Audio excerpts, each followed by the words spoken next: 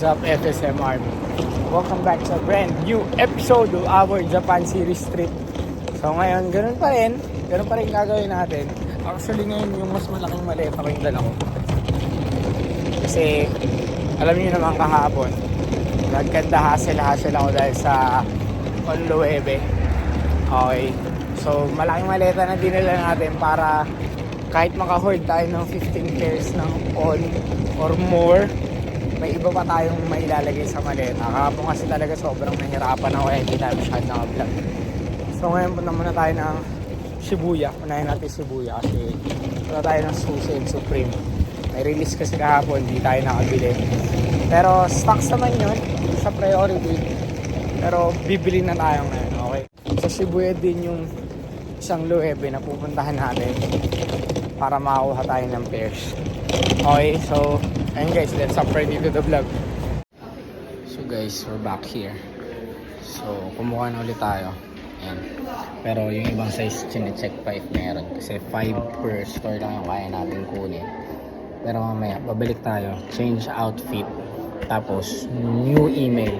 Kasi kahapon, may 2 email na tayo na-register. May 3 na tayong email na na-register. So that secures us 15. Pwede ko siyang gamitin ulit ngayon, yung 3. Tapos magdadagdag tayo isa para total of 20 pesos yung makuha natin today. So I think kasya naman na yan dyan sa maleta natin. Tayo lang natin si Kuya. So guys, tapos na tayo sa On and Loewe. Kaya ba good news? Kasi tinanong ko si Kuya paano ba yung process ng limit nila. And sabi niya 5 piece per account. Okay? So hindi siya per person. Kung meron akong 3 accounts, I can buy 15 technically. So ngayon, nakakuha na tayo additional 20 pairs kasi we have 4 accounts na ginawa. So ginawa na natin lahat. Medyo natagalan lang. So siksik na naman tong maleta natin. 1 o'clock pa lang ng hapon. Pero dun sa isang store, tatry natin bumili pa ulit. Kahit 1 set lang, kahit 5 pieces lang. Pag lumusot, dadagdagan pa natin. So punta na tayo sa Sushi and Supreme kasi bili tayo ng konting stocks. Kasi halos lahat to order itong mga binibili kong Onluebe. So yun guys. So guys, we here at Supreme, bili lang tayo konting stocks. Probably 5 pieces of t-shirts lang. Hindi tayo bibili ng hoodie kasi sobrang mahal din kasi talaga. And actually guys, mas mahal Supreme sa Japan kung ikukumpara nyo siya sa US. So yun, kaya hindi rin tayo masyado nag-i-stock ng mga basic tees. Kasi may kinukuhanan tayo sa US na actually mas mura. Kasi hindi naman tax free dito Okay, pero pag nagandahan tayo yan, binibili natin siya. So pasok tayo, alam ko na yung mga design, alam ko na rin yung kukunin ko. Sinasabi ko may pila. Okay, so tingin tayo ng mga t-shirts. Ito baka hoodie, kumuha tayo konti. Kasi ito medyo mas mura ng konti hoodies nila. Hopefully may mga 8 ball. Yung nahanap ko kasi yung yin yang na 8 ball. Sobrang solid na Pero pila na tayo dito.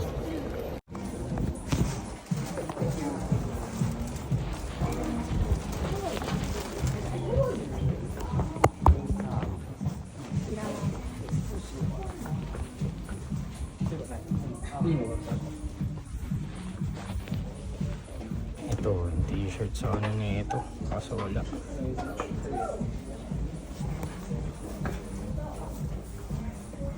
So, crown tee na lang. Kasi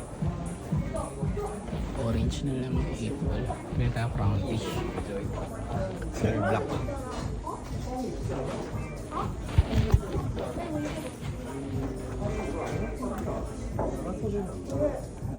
Guys, tapos na tayo sa Sushi.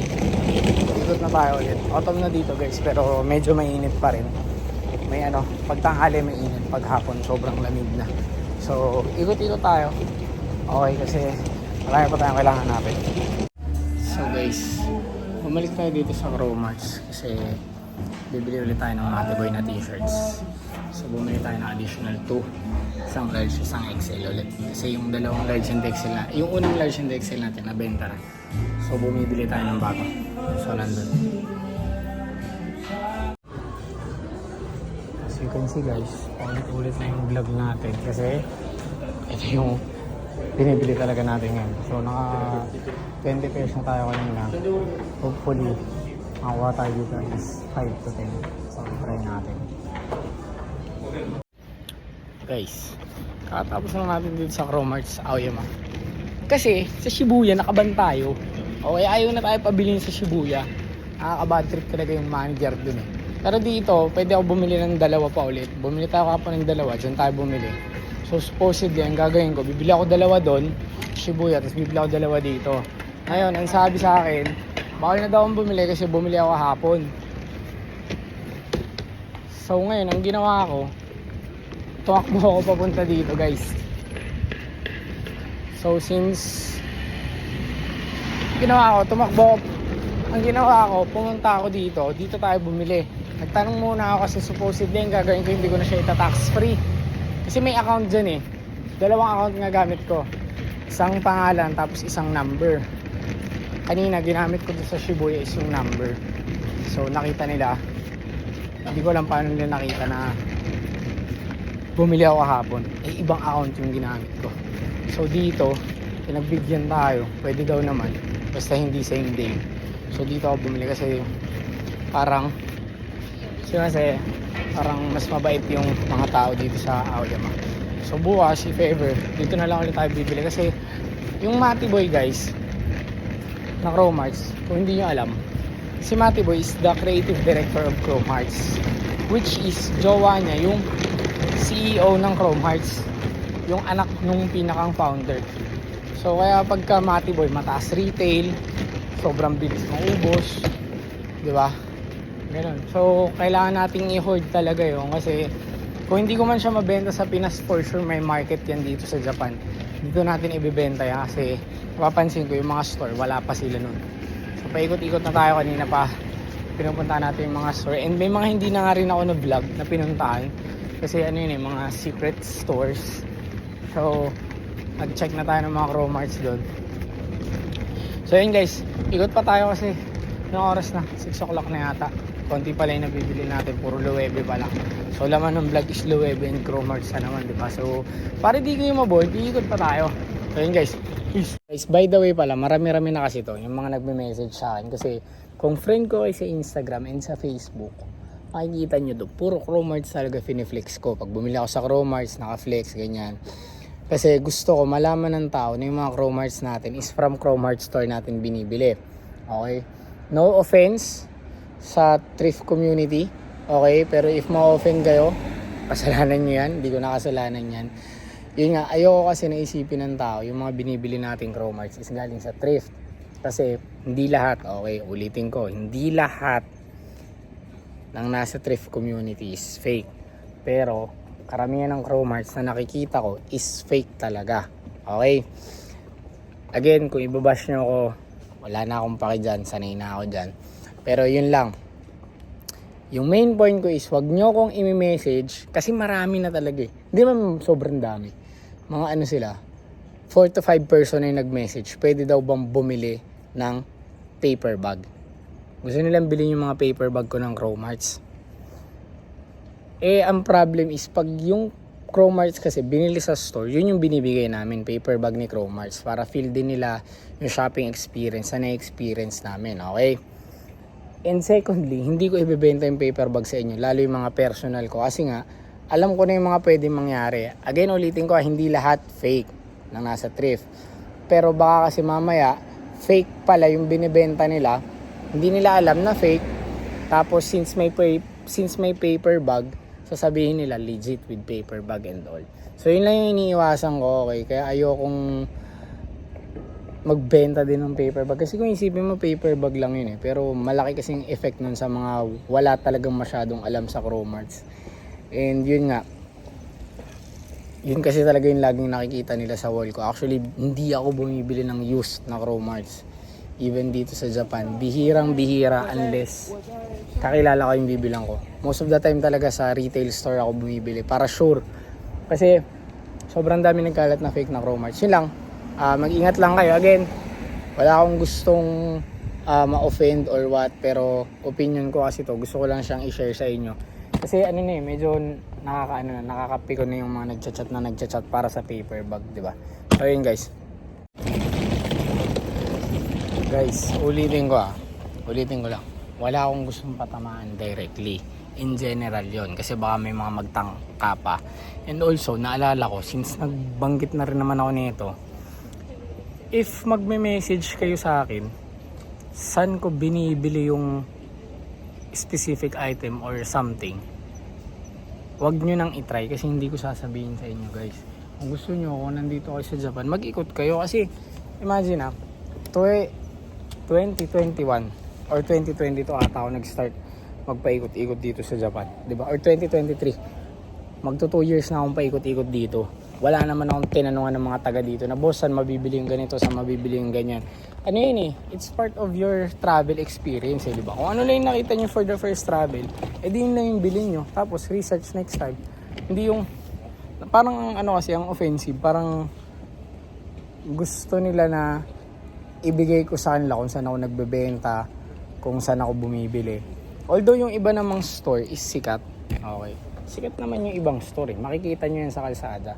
Pero syempre, yung mga naging tropa ko, yung ginawa kong connection, yun yung hindi ko pwedeng ibigay sa inyo kasi kaya nga ako pabalik-balik dito di ba? Ano na yun kumbaga yun yung edge namin. Sa dami nang nagpapasabay dito sa Japan. Di ba? Yun yung edge namin. Bakit ko naman siya basta-basta sasabihin sa inyo na dito ako bumibili? So yun lang, parang yun lang, nakakapikon lang din yung mga ganun. Nagchat, boss, saan ka bumibili sa Japan ng ganito, ng ganyan? Hello, nagninegosyo po ako, ba't ko naman sasabihin sa inyo yan? Diba? Pag sinabi ko sa inyo, baka mamaya kalabanin niyo pa ako. I mean, ano lang, parang ano yun when it comes to business etiquette, ano yun, foul yun, sobrang foul. Para mong tinanong na, saan ako nagpapagawa ng, parang si Supreme, tinanong mo si Supreme, kunwari, na saan kayo nagpapatahi ng damit. Ganun lang kasimple yun. Isipin yung mabuti. Kahit pa sabihin nyo sa akin na pang-personal nyo yan or what, hindi ko yan sasabihin sa inyo, maniwala kayo. Kaya wag na kayo mag-message kasi automatic yan, naka-block sa messenger ko yung mga ganyan. So yun guys. So yun sasabihin nyo mayabang, gatekeeper. Ganun talaga guys, kasi nga, ulitin ko, magto 2 years na akong paikot-ikot dito. Ni isang taga dito na tropa, wala akong tinanong. Diba? Wala akong tinatanong kasi para sa akin, foul nga talaga yung ganun. Pero ako, every time I travel, pinupunta ko yung mga same places, and then I go to different places also. Diba? And marami na akong naging kaibigan dito. Sa dami ng kaibigan ko, nalalaman ko, kunwari may store sa ganito, pupuntahan ko, may iba pa palang store na nandun. So ganun kasi siya guys, it's connection connection yung binubuo ko dito, tapos gusto nyo, isubo ko lang sa inyo. Hindi naman pwede yun. Kung gusto nyo mag-unsubscribe, no problem. Okay? Hindi ko naman ito ginagawa para sa subscriber Napansin nyo ba? Never ko sinabing subscribe kayo sa page. Sinasabi kayo nung starting pa lang ako, pero ngayon hindi na. Nag-aim to realize ano ba yung purpose ng vlog. Diba? So ito, kung gusto nyo ng vape, punta kayo dyan sa vape. Search nyo lang, vape. Diba? Yung mga retailer, yan pwede ko ibigay, pwede nyo i-google kasi yun, ang dali-dali. Promarts, i-google nyo lang. Ang tanong, may laman ba? Ganun lang yung kasimple guys. Kasi si Cromarts, para sa mga hindi nakakalam, hindi ka basta-basta makabili dyan. Kailangan dyan, may record ka din. And kahit may record ka, ayun nga, katulad nung nangyari sa akin kanina, ayaw na akong pagbenta. Sobrang dami ko nabili this year. Diba?